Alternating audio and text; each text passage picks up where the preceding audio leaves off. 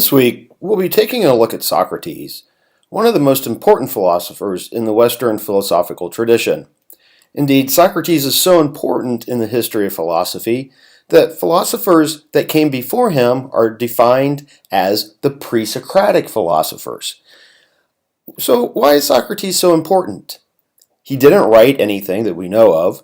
He didn't give us a philosophy, but rather what he did was provide a method, a way of doing philosophy, which is called the Socratic method or the dialectic.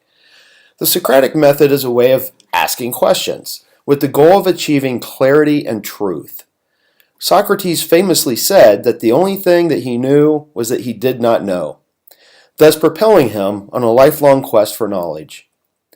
When using the Socratic method, you ask the person you are talking with to clearly define their terms. You look for hidden assumptions and mistakes in reasoning. You'll be reading about the Socratic method this week, and I want to encourage all of you to try to implement it in all of our online discussions throughout the rest of this semester. The main thing to take away is that it is never sufficient to just state an opinion, but your opinion should be sound and consistent, which is to say that it should be based on fact or reality and should not break the rules of logic. Socrates is also one of the first philosophers to demonstrate a concern for morals. For the classical Greeks, morality was connected to the idea of excellence, or what the Greeks called arete, which is usually translated as virtue.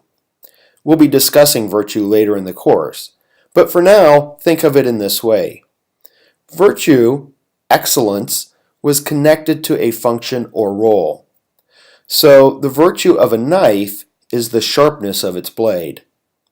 My virtue is in being the best instructor I can be. Your virtue is in being the best student you can be.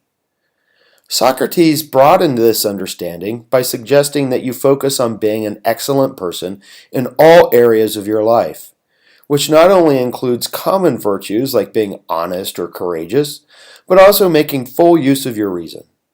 As well, being an excellent person, according to Socrates, is to honestly reflect on your life and the kind of person you want to be.